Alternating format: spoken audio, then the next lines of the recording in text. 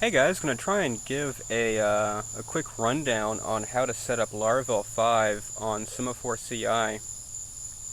Um, continuous integration testing is pretty important these days, and Semaphore makes it freaking easy. Is just really easy. So the first thing we're gonna do is set up a new Laravel app. So Laravel new Semaphore demo, and while that's cooking, let's go over to GitHub here and make a new repository for our app. And get that cooking. Okay. So while that's still going, let's look at what Semaphore gives us. So this is the main dashboard page, we'd say. And let's look at our project. So this is a side project of mine. And you can see that these little badges on the side that say passed, passed, passed, passed, failed.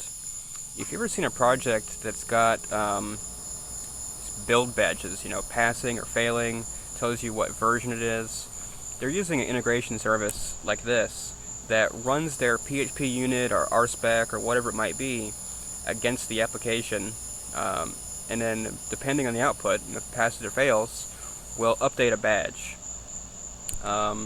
Just so the public or whoever knows that the developer has considered testing and right now the thing passes tests.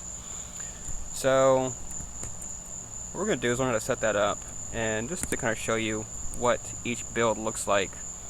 So you have these commands here, and then you have the output of the various commands.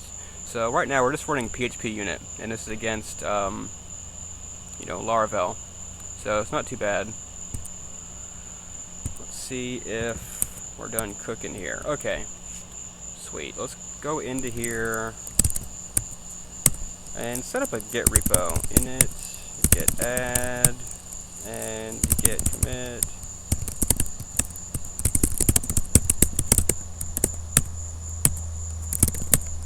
And let's go ahead and add in our remote information. So git remote add origin https github.com x remote.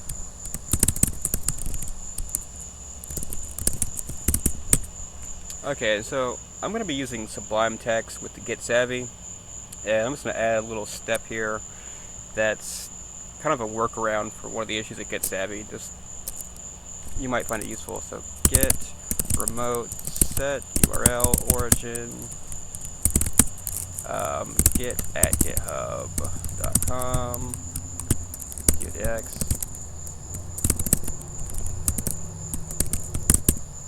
And cool. So let's go ahead and open this up in Sublime.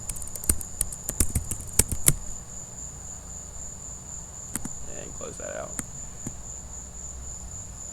And see what we got. So, first thing we're going to do is our simple demo app here is going to be based off of a SQLite database. So we need to reflect that.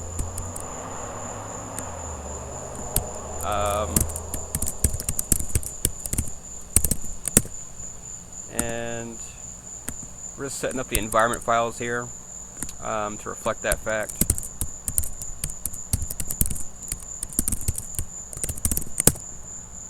Okay. And so now let's just go ahead and stage all of that. Edited the env files for testing. Cool. Now, if you've ever run like Composer Project Create or Composer Clear Compile or something, you'll notice that it's kind of doing some stuff that's kind of, automatic for you. And this is where some of those things are defined. In your composer.json, you have the script section, and inside of it, we've defined a few things. This is just how it comes from Laravel. Artisan clear compiled, optimize, setting up our environment files, generating keys. And to do our testing, we're going to add some more commands. Now they're going to reflect ones that are already here, but they're going to be namespaced differently, just so that we know that they're specific to continuous integration testing, that we might not want to run these typically, when you're installing a project or updating it in some way. You don't want to accidentally have these run. So let's just go ahead and define some new ones. CI env setup, and that's literally just going to be this.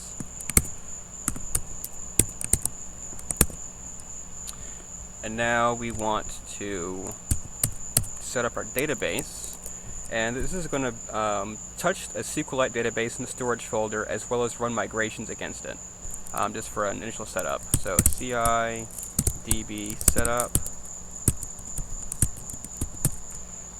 and so now we're going to come on, okay, just run touch storage, spell it right, database .SQLite, and then PHP artisan migrate. Okay, and also we're going to need to do this because it's going to complain quite a bit if we don't do that. So we can add that to our env setup. PHP artisan key generate. Cool. So let's go ahead and also stage this as, let's see, setting up CI build steps in composer.json. Cool. Okay, so that's set up. Now let's look at our tests. So example test.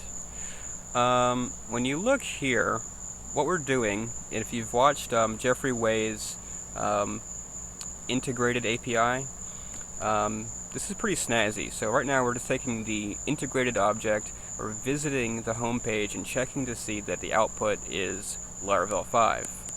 And if you've run this before, that's what it comes out as.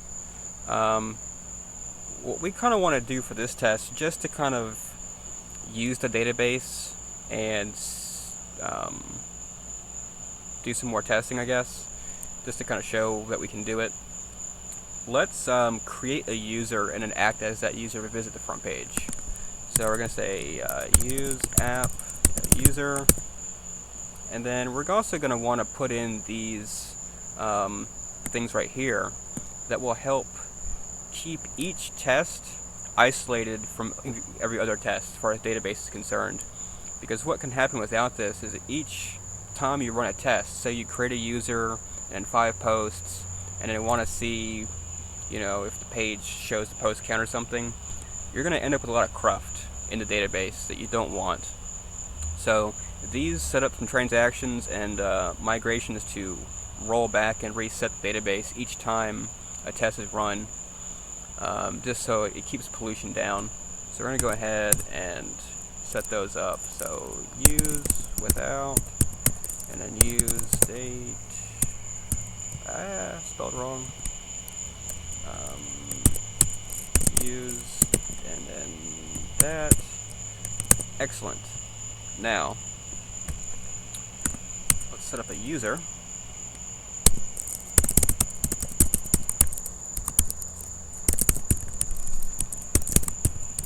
You can spell right.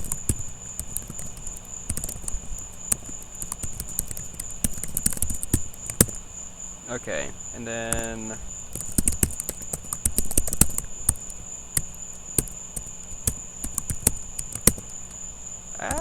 okay, so this should work. I'm not gonna make any promises. This is pretty damn straightforward, and it should work. So what we're gonna do now is stage this and say set up test for user on front page. Good to go. Now, we're going to need to run migrations and get this stuff going, as well as set up the database. So, new file.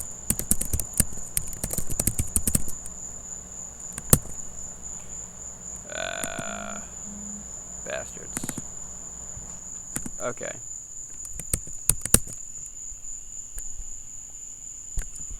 Now,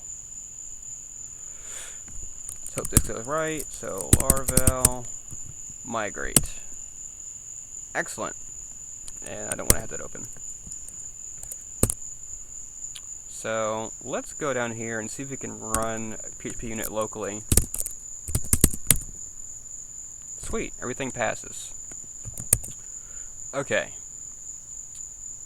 Excellent, excellent, excellent. Now, let's push this to GitHub. And hopefully it all works. And it did. So let's check that out.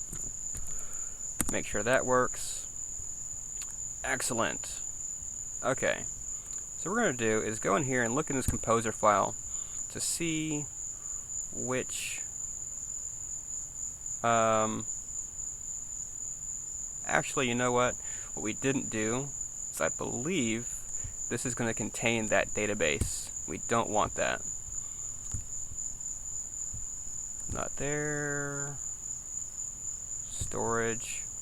Oh no, okay. It didn't do it. Excellent. I don't know why I didn't do it, but I didn't do it. Okay, so we have this. Now, let's go over to Semaphore and set this up.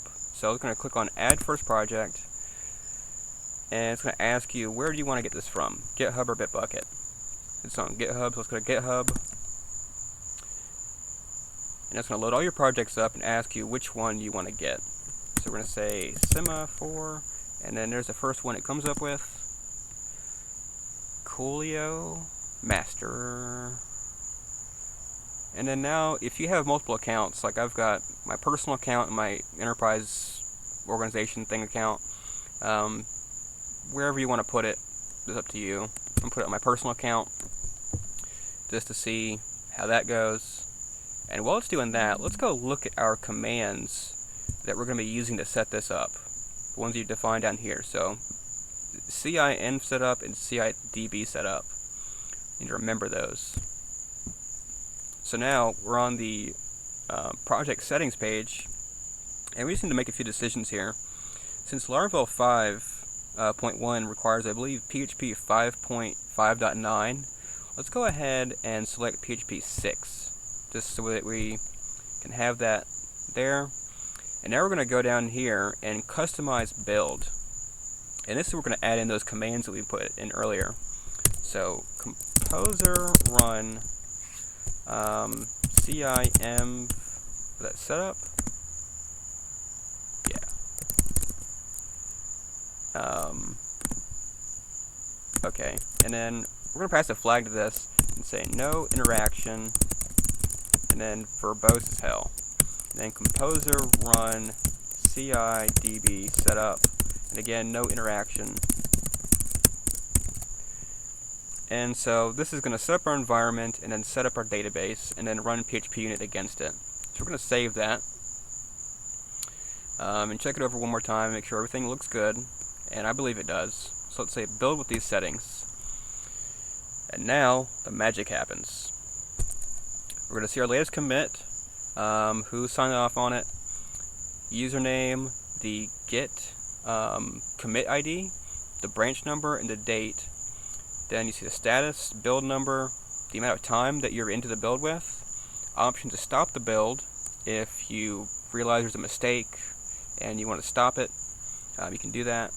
Then down here you see this, composer install, composer run PHP unit. Every time you run a command, it's going to give you the terminal output. So right now we're installing Laravel, and that should take about a minute, I believe. Wait for that to go. Say it's in progress. So far, so good. And hopefully everything goes well. this can take a few minutes. I've done a few that take upwards of 3 or 4 minutes, depending on how many dependencies you have and how long your tests are and what all you're doing. Because it's having to go through and get each one of these dependencies. I think we're nearing completion of this step. Okay. Excellent. Okay, so our first test passed. How awesome is that? And we can go here and tweet that. And then so this is the badge you can get. Now this really isn't that important, but let's show you how to use that. Go back here to Sublime and grab this README and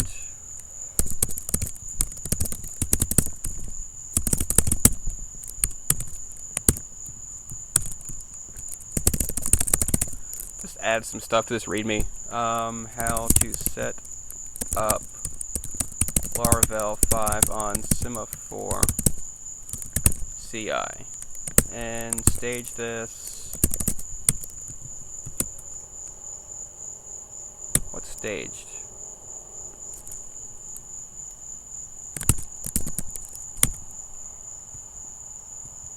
I did stage that database. So let's see.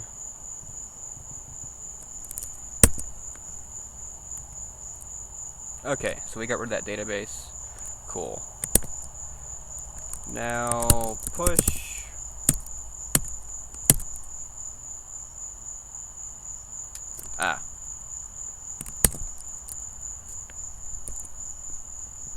My fingers are flying everywhere. We didn't commit, so let's commit. Added. Shit. Added build badge to readme.md and sign that and push it. What in the world?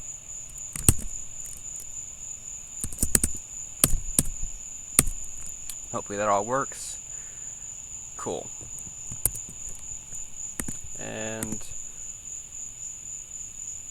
let's see if that bad boy shows up.